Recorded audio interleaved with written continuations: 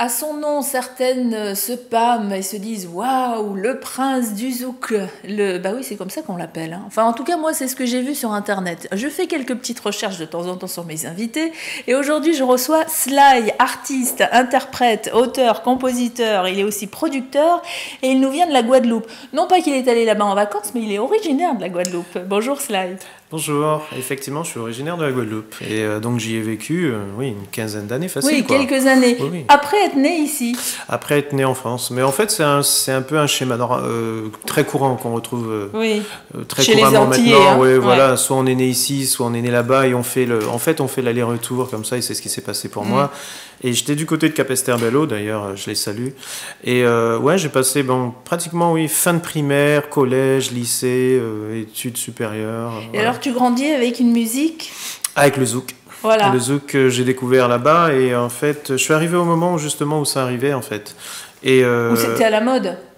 Bah oui, ça a explosé au moment où j'y étais et ça a été la musique à la mode et la musique principale des Antillais jusqu'à aujourd'hui, quoi. Et est-ce que quand tu écoutais cette chanson et que tu étais ado, tu te disais, moi un jour, je ferai pareil que ceux que je vois à la télé là? Non, pas du tout. C'est vrai? Non, pas du tout. Ça te faisait pas rêver? Alors si, je rêvais, mais sans pour autant que ça devienne un projet, que ça devienne une envie d'y être. C'est-à-dire c'est un rêve, j'avais des flashs, je me voyais chanter, mais jamais je me suis dit que j'allais chanter du tout. C'est un rêve comme un autre, quoi. Alors c'était quoi le rêve? C'était un métier où on se pose En fait, je crois que j'ai jamais rêvé de métier en particulier. Je sais simplement que je voulais pas m'ennuyer, que je voulais éviter d'être dans un service, de travailler sur une plateforme, etc. Et oui, voilà, pas genre aller à l'usine le matin et revenir. Non, parce que c'était pas ça, ça te faisait pas rêver. Ça, et en sûr. général, de toute façon, les parents veulent éviter ça également. Donc voilà, non, j'avais pas de rêve particulier, de métier particulier. Donc en fait, quand tout ça a commencé, ça a été, les sensations étaient décuplées, quoi, parce que je découvrais vraiment, et donc j'avais aucune préparation psychologique par rapport à ça. Ouais. Ça c'est venu comme ça, c'est venu à toi en fait. Ouais, on peut dire ça, que c'est venu à moi. C'est venu quand je suis reparti du côté donc de l'Hexagone, une fois avoir terminé mes études, mon parcours là, localement. Donc je suis revenu, et donc mon ancien associé d'époque, en fait, lui s'autoproduisait pour son plaisir personnel, et donc il m'a demandé si je voulais participer un peu à l'aventure de cet album qu'il préparait. J'ai dit oui, on y va. Et puis donc on a travaillé au niveau mélodie, au niveau texte, et puis voilà, c'est parti. J'avais mis un pied dedans et donc du coup j'ai continué, quoi. Et alors professionnel aujourd'hui depuis 14 ans. Depuis l'année 2000, j'ai décidé donc d'arrêter puisqu'en fait du coup effectivement je jonglais entre mon travail à l'époque et la musique que et le travail à l'époque, c'était quoi? Alors j'étais sur une plateforme. Ah oui. J'étais derrière un ordinateur, donc j'étais conseiller dans les produits IFI vidéo, et donc voilà, et pour certaines marques, voilà. Et donc je pratiquais la musique le week-end, donc il m'arrivait de partir très loin, par exemple genre à La Réunion, donc je suis malade le jeudi soir, le vendredi matin, mais alors que je suis déjà arrivé à La Réunion parce que je suis parti la veille, mais genre je suis malade et tout, voilà. Et comme les avions arrivent très tôt le lundi, genre à 6h du matin à Orly, 6h30, donc j'avais le temps, j'allais directement au travail. Voilà. Et tu as fait ça combien de temps? J'ai fait ça plusieurs fois, et j'ai fait ça facilement pendant un an. Et c'est passé à chaque fois? Oui, parce que le reste du temps j'étais irréprochable, et comme c'était en plus en équipe, donc il y avait il y avait des gens pour remplacer. Ouais. Mais c'est vrai que quand on fait pas tout à fait les choses qu'on aime, après c'est pas. Oui, on a l'impression, on a une sensation de frustration, une sensation de passer à côté de quelque chose. Ça peut même développer une espèce d'aigreur, en fait, personnellement. On se sent pas forcément bien dans sa peau, donc effectivement, c'est important. Puis on n'est pas non plus très fier de ce qu'on fait quelque part. On n'est pas épanoui du tout, et je pense que ça peut aller en cascade et avoir même des conséquences un peu plus concrètes, quoi. Alors aujourd'hui, quand tu composes, quand tu écris, est-ce que toutes ces histoires que tu as pu vivre ou que tu vois autour de toi, parce qu'on voit les gens gens vivre. Est-ce que c'est ça qui t'inspire ou il y a autre chose? Oui, bien sûr, je m'appuie un peu sur ce que sur ce que vivent d'autres personnes dans mon cercle proche ou élargi, voire des gens que je ne connais pas. Donc c'est des histoires que je prends ça et là. C'est également comme je lis comme tout un chacun. Bon, je lis, j'ai mes lectures sur le net, magazines, etc. Donc je vois plus ou moins ce qui se passe. Et ça donne des idées. Ça donne des idées. Alors, une sorte de fil conducteur. Fil conducteur. Après, c'est vrai que moi, quand j'ai débuté, d'emblée, c'est le thème de l'amour qui a été le thème principal. D'ailleurs, jusqu'à aujourd'hui, c'est mon socle. Pourquoi ? Parce que je trouve que justement, ça montre nos failles et un peu ce côté, on est désarmé face un peu à nos émotions. C'est-à-dire que combien même on a de l'expérience, on a du mal souvent à les gérer. Et je trouve ça super passionnant puisque ça montre tout notre côté humain, cet aspect humain. Donc voilà, et puis bon, on reviendra certainement sur mon album que je vais sortir Double 6. On va le montrer puisque tu en parles, alors est-ce que j'en vois bien donc là, ces thèmes... Voilà, ce thème universel se retrouve effectivement sur l'album, comme il y a maintenant également d'autres thèmes développés. Donc alors, voilà. Je t'emmène au loin, stop, encore, parti, l'homme qu'il te faut. Voilà. C'est genre Mon prince viendra, c'est ça ? Alors l'homme qu'il te faut, pour parler de ce titre en particulier, c'est que parfois les femmes veulent que leur homme puisse être un peu tout à la fois. Ah bah oui. Ami, amant donc, mais également confident, etc., etc. Et ce que je dis, c'est qu'effectivement, demande-moi à ce moment-là, je serai celui que tu voudras, quoi. Ah, voilà. D'accord.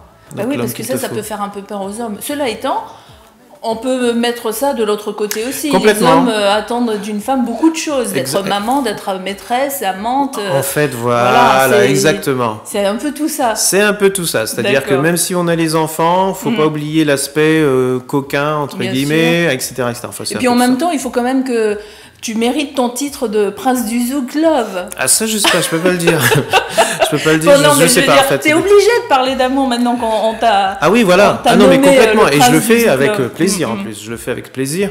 Maintenant, c'est vrai que je me sens prêt à ouvrir à d'autres thèmes, mais les gens, le public retrouvera ces thèmes, le thème par lequel j'ai été connu, bien sûr, sur cet album Double 6. Ouais. Est-ce que la musique traditionnelle, parce que là on parle de Zouk, mais la musique plus traditionnelle de Guadeloupe t'intéresse aussi? Le Gros-Cas, bien sûr. Et d'ailleurs, en parlant de Gros-Cas et de musique traditionnelle, alors sur cet album-ci, il n'y a pas de Gros-Cas. Il y en avait sur un album, 2 albums précédemment, sur l'album Caraïbes. Donc j'en ai intégré, mais ce que j'essaye de faire à chaque fois, puisque je ne suis pas un spécialiste de musique traditionnelle, j'essaye de le faire fusionner. Or, le dosage, il n'est pas évident, en tout cas pour moi. Donc, mais même pour tout le monde, parce voilà, c'est pas évident. Donc, sur cet album Double 6, par contre, il y a du rythme de carnaval. Et donc, comme je parlais de fusion, sur le titre Quand tu danses, sur une rythmique carnaval, voilà, carnaval, puisqu'en fait, quand j'étais aux Antilles, j'ai eu le temps de défiler moi aussi, en fait. Et j'ai basé des rythmes sur ce rythme carnaval. J'ai posé des titres, des sons, des sonorités très actuelles, un peu électro, un peu hip-hop.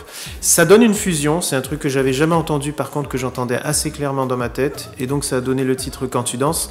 Donc, le clin d'œil, j'essaye de le faire dans la mesure du possible. Oui, de mettre en avant un petit peu tes origines. Ouais. Maintenant, je suis pas un spécialiste.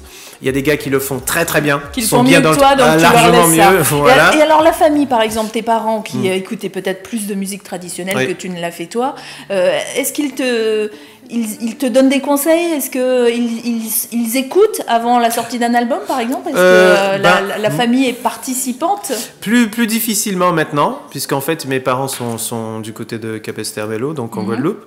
Plus difficilement maintenant ils donnent leur avis, quoi. Ils donnent leur avis, mais ils prennent ça avec une espèce de bonhomie, enfin voilà, fais ton truc, mon fils. Tu vois, c'est un peu ça.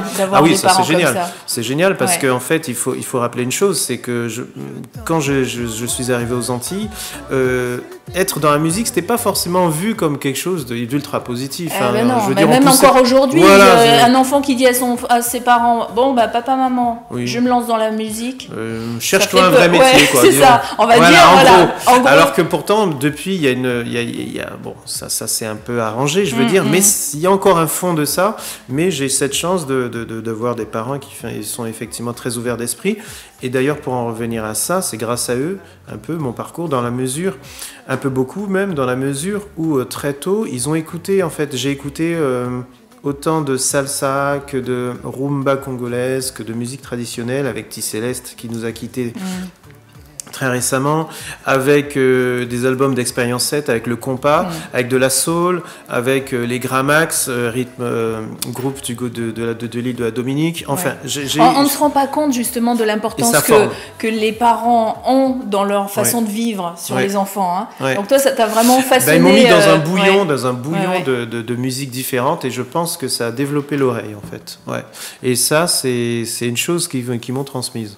Alors, cette fameuse vague zouk qu'on évoquait tout à l'heure en début d'interview, est-ce qu'aujourd'hui c'est encore un type de musique à la mode, entre guillemets? Parce que je sais pas, il y a tellement de choses. Alors, moi je vais dire que c'est à la mode. Pourquoi je dis que je vais dire que c'est à la mode?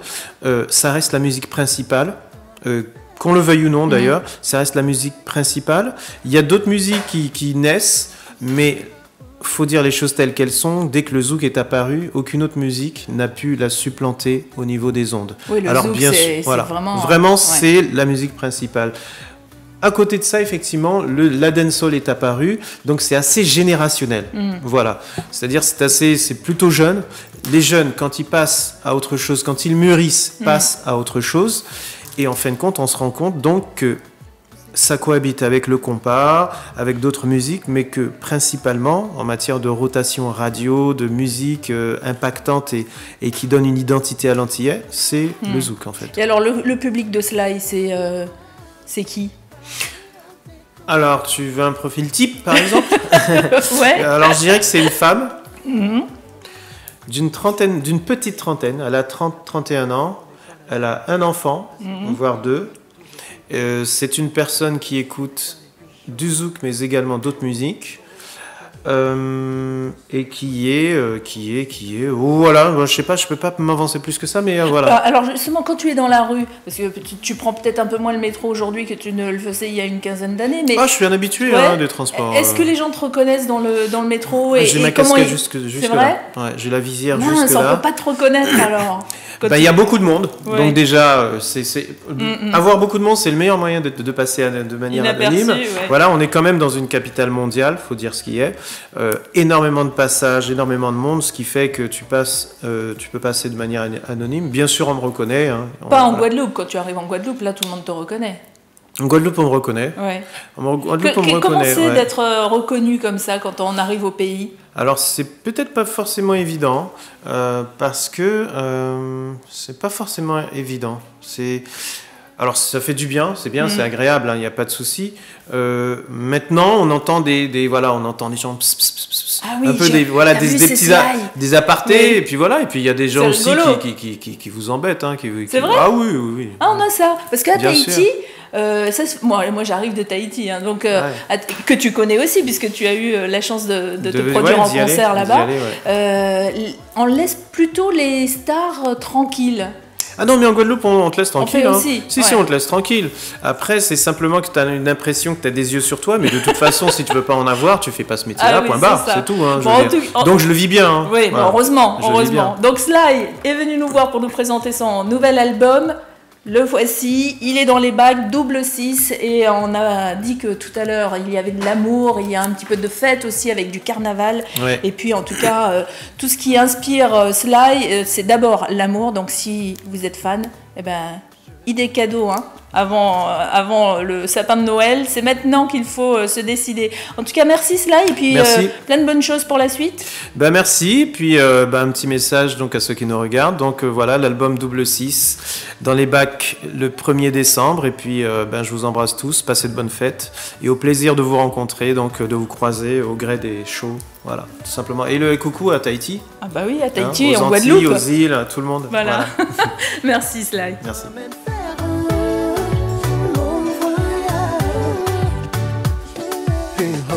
5, 4, 3, 2, 1, on décolle à 0. Passer les limites toujours plus haut. Je te guiderai sur les points les plus chauds. Toujours plus haut, ok. Je te guiderai sur les points les plus chauds. 5, 4, 3, 2, 1, on décolle à 0. Passer les limites. Envoie-moi au loin, au-dessus des nuages. On sera si bien. Tout là-haut, 5, 4, 3, 2, 1. Paré au décollage. Emmène-moi faire un long voyage. Je t'emmène.